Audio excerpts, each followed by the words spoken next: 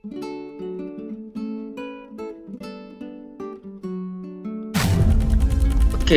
nah ini ada beberapa evaluasi yang akan kita laksanakan untuk mata kuliah vulkanologi di semester 3 ini. Pertama kita akan melaksanakan UTS, UAS, dan juga kehadiran dinilai, tugas, dan kuis. Ini merupakan bagian dari mata kuliah online. Oke, apa itu vulkanologi? Nah, jadi vulkanologi itu merupakan cabang dari ilmu geologi, bagian dari yang dipelajari oleh seorang geologis yang untuk memahami gunung api secara detail. Nah, ini ada beberapa ruang lingkup nih yang dipelajari ataupun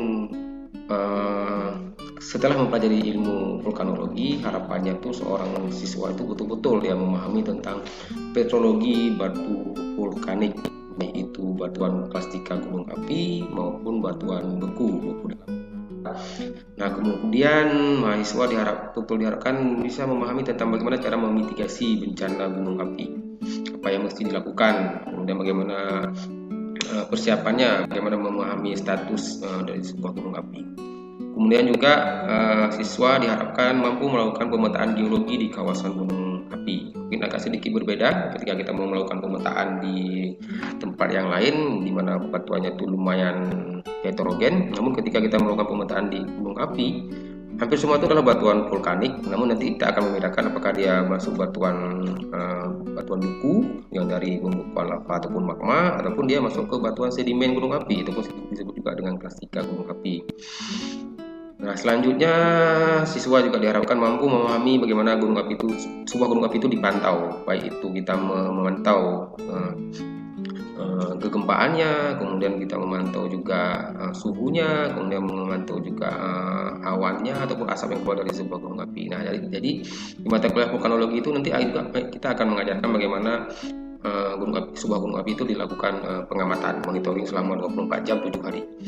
Kemudian juga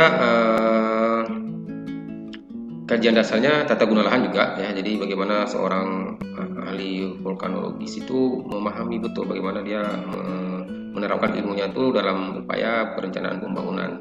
Terlebih lagi dalam bagaimana mendesain sebuah tata guna lahan.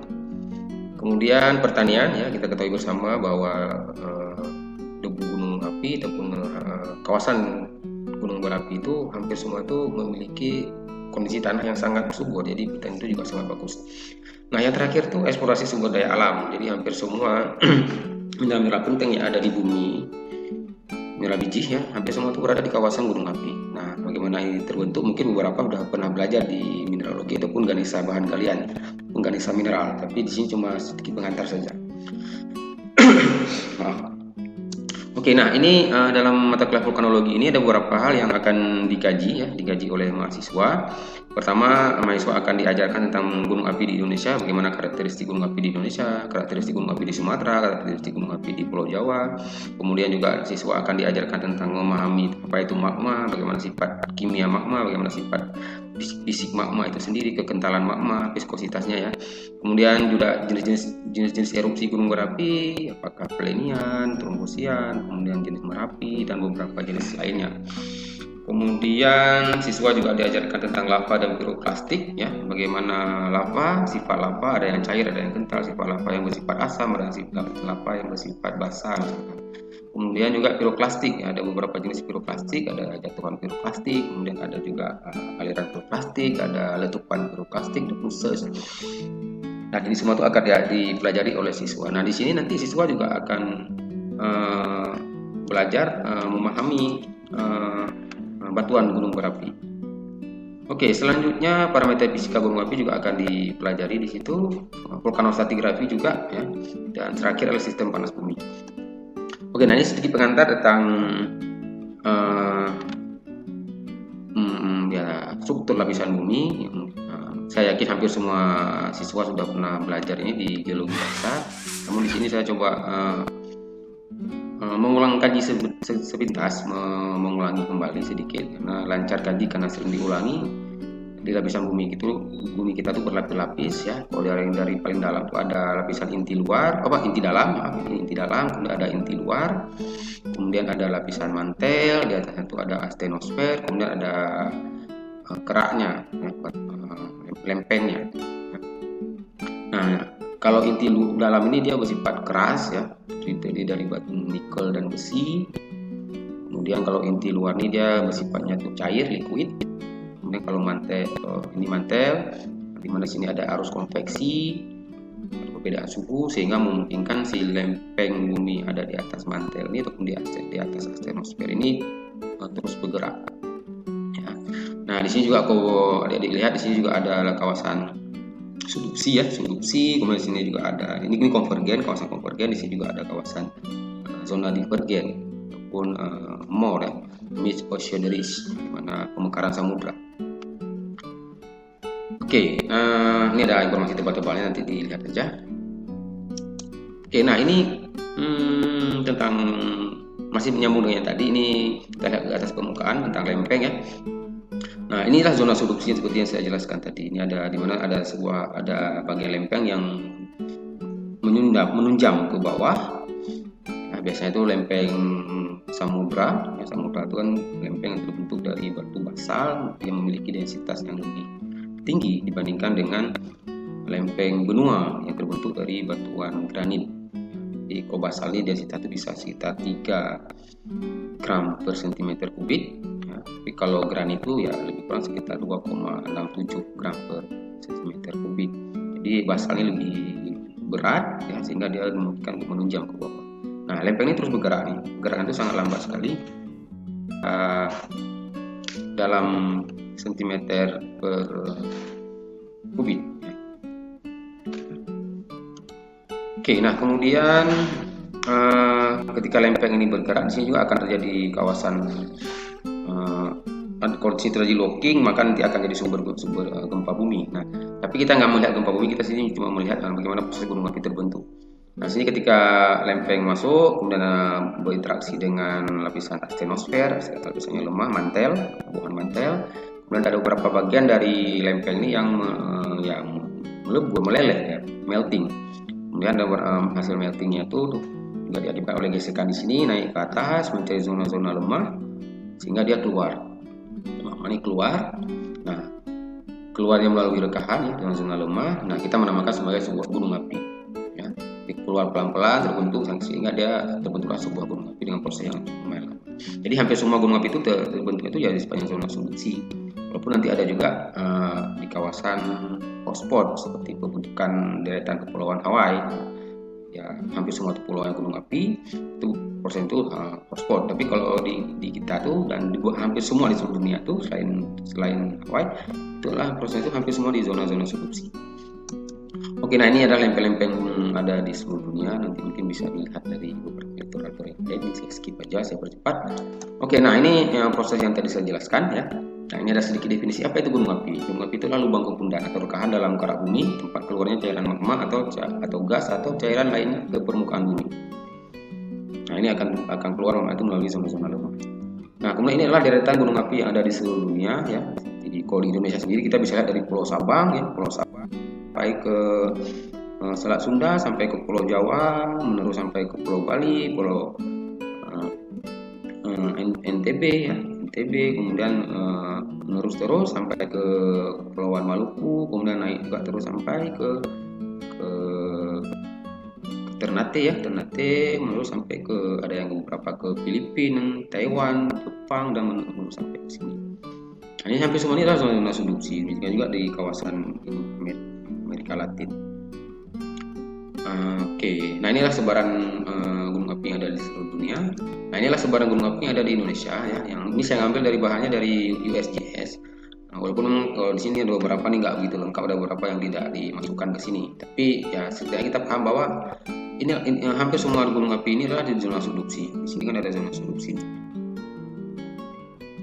Oke, nah ini penampang gunung api apabila kita belah kedua. Ini saya ambil dari dongeng geologi almarhumnya Pak Rocky ya. Beliau membuat ini Fatihah untuk Pak Rocky.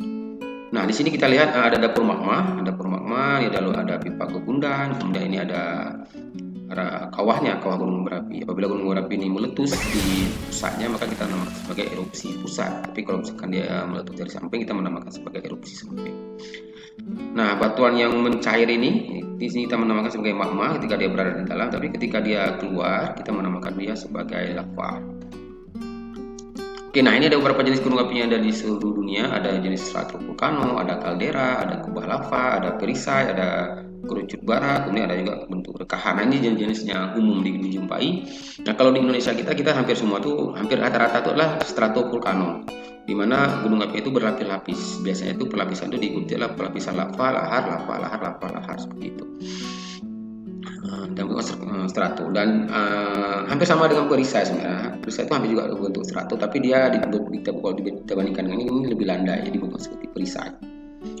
Nah, kemudian ini ada beberapa jenis letusan gunung api yang ada di seluruh dunia. Ada jenis plinian, ya seperti saya sebutkan tadi, ada vulkanian, ada strombolian, ada palean, ada jenis merapi juga, ya, ada jenis Hawaii, ada jenis Icelandic eruption. Jadi ada banyak jenis-jenis letusan gunung berapi.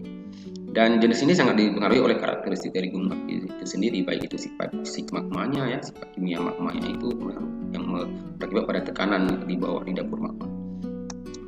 Oke, nah di sini jadi di negara kita membagi gunung api itu dalam beberapa tipe. Ada tipe A, ada tipe B, kemudian ada juga tipe C. Nah, tipe A ini apabila sebuah gunung api pernah tahun 1600, kita mengkategorikan itu sebagai gunung api tipe A. Tapi kalau misalkan gunung api tersebut tidak pernah tercatat sejarahnya sejak 1600, maka kita menamakan itu sebagai kategori tipe B.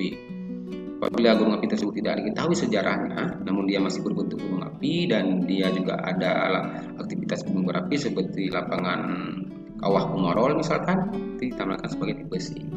Nah, kalau di tempat saya di Aceh, di Provinsi Aceh, kita memiliki 3 gunung api tipe A. Ada Selawah Agam di Aceh Besar, ada Besago di Pidi, kemudian ada Boni Telong di Bener Ruya. Nah, hampir ketiga gunung api ini ada pos pengamatan dan tercatat pernah meletus semenjak tahun 1600.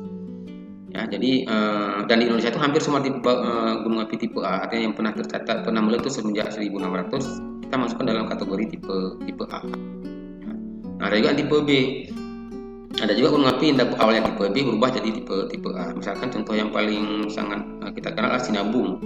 Sinabung tuh pertama meletus itu tahun 2010, ya, Agustus 2010. Tapi semenjak tahun 1600 sampai dengan Juli 2010, gunung api Sinabung itu belum pernah meletus. Jadi awalnya tuh gunung api Sinabung itu kita namakan sebagai gunung api tipe B. Makanya di Sinabung itu dulu tidak ada pos pengamatan, karena kita fokus melakukan pengamatan gunung api itu di gunung api yang bertipe A, karena memiliki aktivitas yang sangat intens. Nah, Sinabung tidak teramati, tiba-tiba Agustus 2010 dia meletus. Nah, karena dia sudah meletus dan sudah pernah meletus semenjak tahun ini, kita anggap maka dia berubah jadi gunung api tipe A. Nah, setelah Agustus 2010, Pusat Vulkanologi dan Mitigasi Bencana Geologi menempatkan pos pengamatan di sekitar Gunung Sinabung. Oke, nah untuk Aceh sendiri, ini Aceh kita punya Selawah Agam nih yang di Aceh Besar, yang ya lumayan dekat dengan kota Banda Aceh, beberapa puluh kilometer dari kota Banda Aceh. Pernah meletus dulu sekali, ya, freatik, ya. Kemudian terakhir terjadi peningkatan aktivitas juga pada September 2010, ya. Tidak, kalau Sinabung Agustus 2010, di September 2010 juga terjadi aktivitas gunung api Selawah. Nah, ini ada beberapa upaya mitigasi yang bisa kita lakukan kalau misalkan kita mempelajari gunung api. Kita bisa melakukan pengamatan, ya, mengamati aktivitas kegempaan, ya, gempa vulkanik, ya. Gempa vulkanik ini kecil-kecil dia biasanya, dan cuma bisa diamati oleh alat seismograf yang ada di stasiun pengaman. Kalau orang sendiri mungkin tidak merasakan kalau ada aktivitas gempa vulkanik. Kemudian juga kita bisa melakukan pemetaan kawasan rawan bencana, ya, membuat peta KRB, kawasan rawan bencana gunung berapi. Kemudian kita juga bisa melakukan membuat sebuah kebijakan apabila misalkan status gunung api itu meningkat, ya, dari normal, ya, waspada, siaga sampai awas. Misalkan sudah awas, mungkin apa yang mesti pemerintah lakukan, apakah misalkan dievakuasi ke sebuah tempat yang sudah disiapkan sebelumnya. Kemudian juga lahar dingin juga lumayan berdampak, ya, bagi masyarakat sekitar, sehingga kita harus membuat tanggul penangkis lahar ini supaya tidak jika lahar turun, ya, sama air, ya, tidak menyebabkan rusak rumah di sekitar sungai tempat dia lalui. Kemudian juga kita membuat rumah tahan debu vulkanik ya. Di sekitar idealnya itu hampir di sekitar kawasan gunung api yang aktif ya, rumah-rumah itu dibuat atapnya itu agak lebih terjal ya. Kalau rumahnya misalnya atapnya dibuat landai, ini misalkan seperti ini agak landai, ketika debunya jatuh maka debu vulkan itu akan menetap di atap. Sehingga ketika hujan turun ataupun ada gerimis datang, debu itu menjadi keras ya, padat, sehingga ya apabila banyak turun debunya itu karena atapnya landai, debunya tetap menetap dan bisa-bisa atapnya roboh. Tapi kalau andai kata misalkan atapnya ini dibuat lebih terjal, jadi ketika debu jatuh dia akan langsung turun ke bawah dan tidak menetap di atap, sehingga itu lebih aman. Oke, nah ini sedikit video bagaimana kenapa kita belum melakukan pengamatan gunung berapi. Jadi ketika gunung api mau meletus, dia akan ada magma itu akan naik sehingga tekanan itu menjadi tinggi dan batuan di sekitar yang dilalui itu akan retak-retak, merekah dia, fracture dia retak, sehingga retakan itu ya akan terjadi getaran-getaran akibat patahnya batu, hancurnya batu-batu yang ada di dalam. Nah, getaran itulah kita namakan sebagai gempa vulkanik. Ini ada catatan. Salah satunya adalah peningkatan aktivitas kegempaannya, tremornya. Oke, nah kemudian, selain itu gunung api juga bisa kembang kempis ya, terjadi deformasi, jadi bisa mengembang ya kalau misalkan tekanan cepat sama dengan tadi pemasangan GPS geodetik. Nah kemudian apa tanda-tanda kawasan pernah terjadi letusan gunung berapi? Ya bisa kita jumpai ada endapan lahar ya, friksi sini misalkan ada aliran lava berupa batu luar ya, andesit ini tepatnya andesit. Ada juga beberapa kawasan hasil lemparan bom misalkan. Oke, itu saja ya.